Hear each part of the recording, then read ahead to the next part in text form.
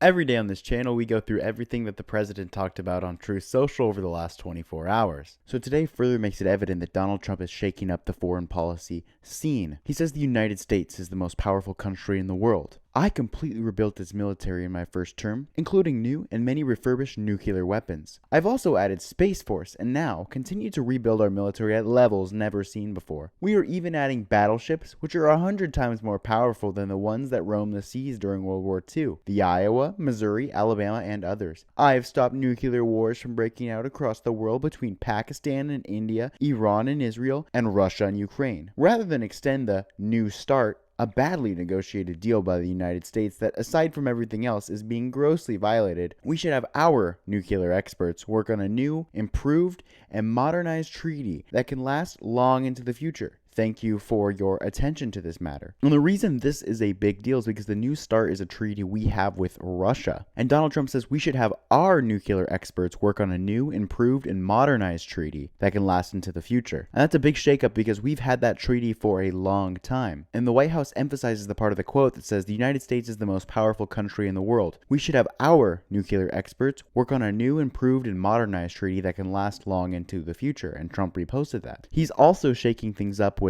Prime Minister Keir Starmer, which he just had a very productive discussion with about the island of Diego Garcia. He says, it's the site of a major U.S. military base. It's strategically situated in the middle of the Indian Ocean and therefore of great importance to the national security of the United States. We have the most powerful military in the world. Our military operations over the course of the last year were successful because of the very strength of our warfighters, modern capability of our equipment, and very importantly, the strategic location of our military bases for staging and other reasons. I understand that the deal Prime Minister Starmer has made, according to many, the best he could make. However, if the lease deal sometime in the future ever falls apart or anyone threatens or endangers the United States operations and forces at our base, I retain the right to militarily secure and reinforce the American presence in Diego Garcia. Let it be known that I will never allow our presence on a base as important as this to ever be undermined or threatened by fake claims or environmental nonsense. Thank you for your attention to this matter. And he offers two endorsements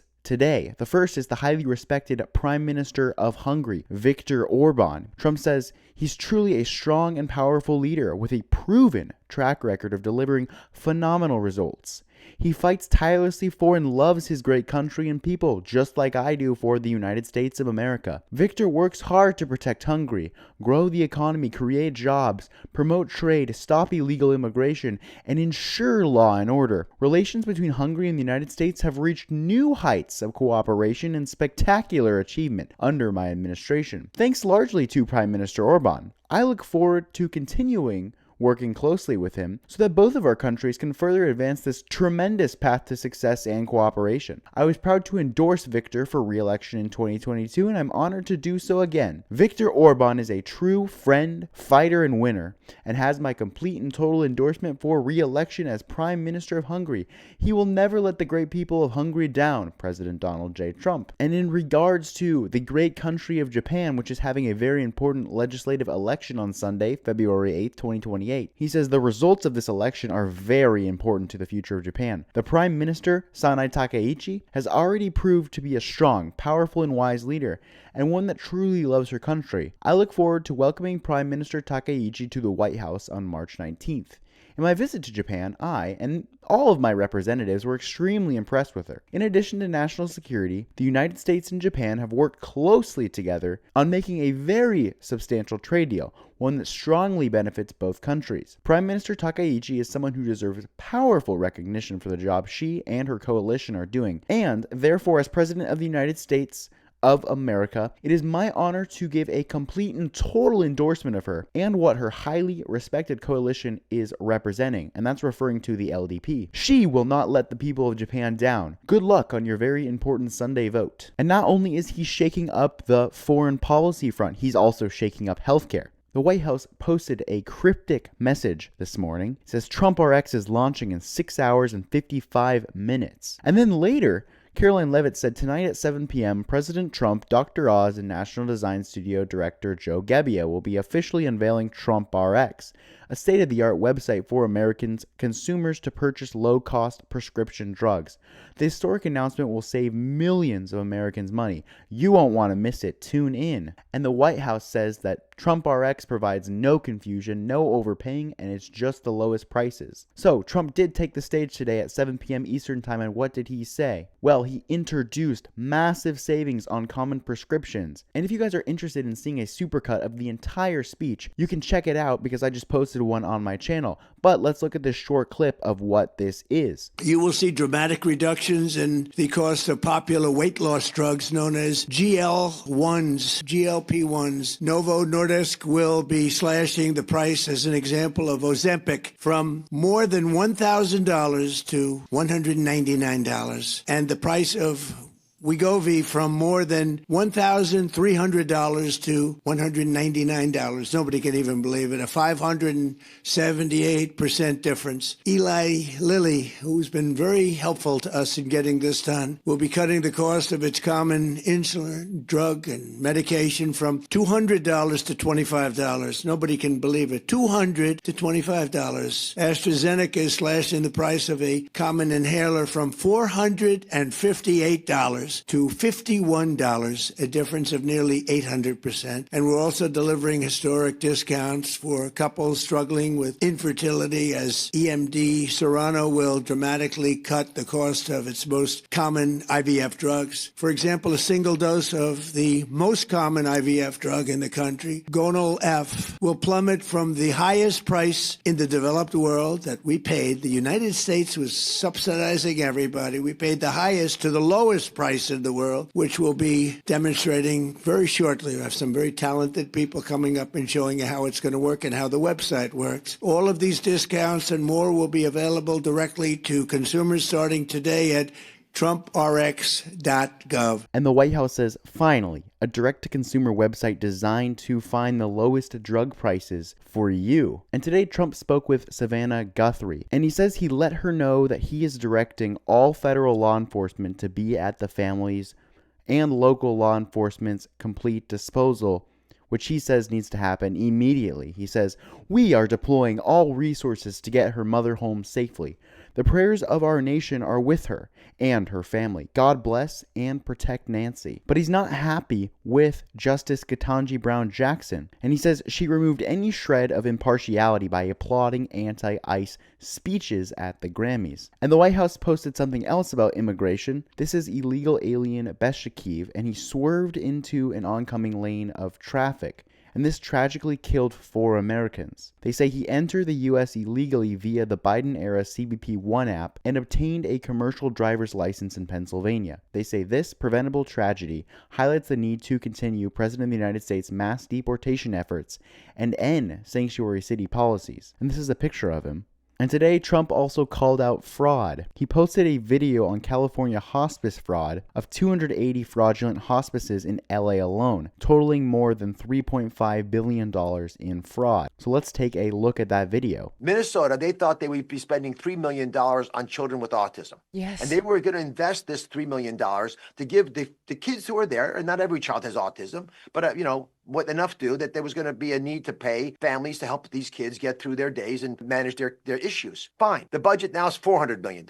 So forget about the fact that it's more than 130 times more money. Who's going to take care of the kids if all the kids are diagnosed with autism? Why does every child have autism? Because they started paying moms to lie that their children had autism because they could get paid money. And the kids who don't need services now are forced to take care of services because we're paying the service providers to take care of kids who don't have a problem. So you understand that it's a perverse process where if you don't do it, they think you're dumb. I'm paying the moms, I'm paying the providers, the kids, God bless them, have no idea this is happening. And you're just ripping money out of the system, but also diluting care for the kids who need it. This is what political patronage and dishonesty in these precious programs does. And again, the money is not the primary problem. It's hurting the people who are most vulnerable. Hubert Humphrey, whose name is on this building that I'm in right now in Washington, he said something beautiful. And he's a Democrat, by the way. He said, it is the moral obligation of government to take care of those at the dawn of their life, which are our children. We cover 53% of kids in America. Most children are covered by Medicaid, by our insurance or CHIP.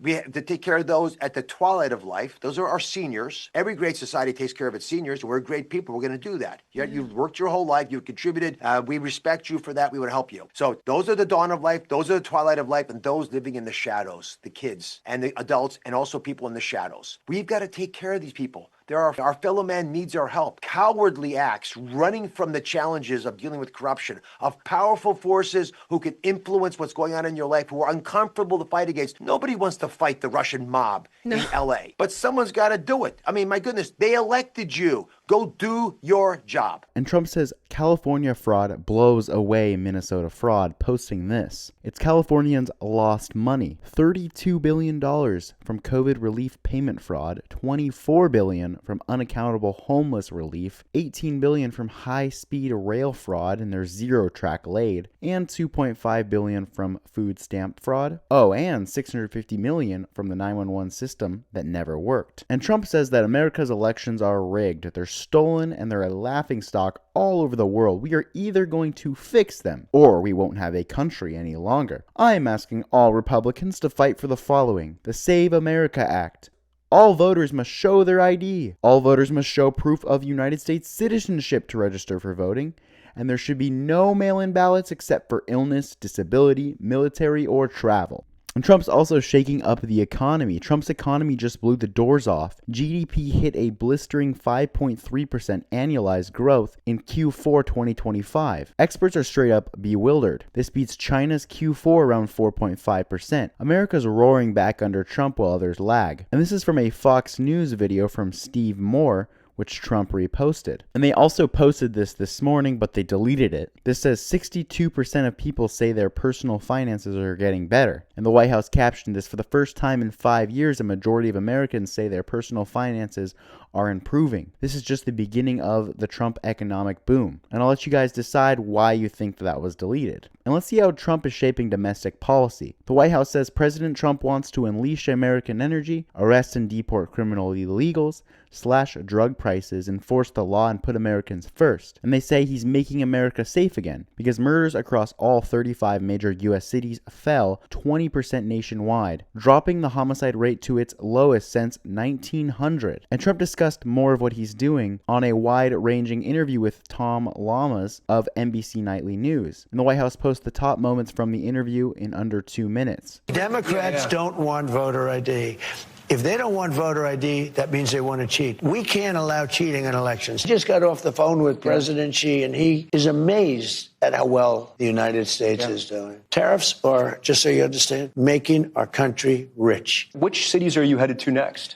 We have 5 cities that we're looking at very strongly, but we want to be invited. Should the supreme leader in Iran be worried right now? I would say he should be very worried, yeah. If we didn't take out that nuclear, we wouldn't have peace in the Middle East, because the Arab countries could have never done that. They were very, very afraid of Iran. They're not afraid of Iran anymore. We saw a little bit of that yesterday, but that's just some more top moments. And finally, Donald Trump today attended the National Prayer Breakfast. And the White House says America is and always will be one nation under God. President Trump has taken bold action to safeguard our God-given rights and religious freedoms, reversing Joe Biden's divisive policies that weaponize the federal government against faithful Americans. And they say read some of the top wins, so let's take a look. There's been free speech wins. President Trump issued an executive order restoring free speech and ending federal censorship. He issued an executive order combating the debanking of Americans based on their beliefs. The DOJ launched the Weaponization Working Group to investigate the weaponization of the federal government under the Biden administration. The FBI terminated all ties with the Southern Poverty Law Center and the Anti-Defamation League due to organization's radical leanings. They're also fighting anti-Semitism. The DOJ launched a task force to combat anti-Semitism. The Department of Education is investigating 60 universities that allowed anti-Semitic discrimination and harassment on campuses. Multiple federal agencies have canceled billions of dollars in federal grants and contracts to Harvard and Columbia over the university's failure to protect Jewish students from anti-Semitism. They're protecting parental rights. Trump ensured the One Big Beautiful Bill established the first national school choice program in American history, including faith-based schools. He issued an executive order ending racial indoctrination in schools,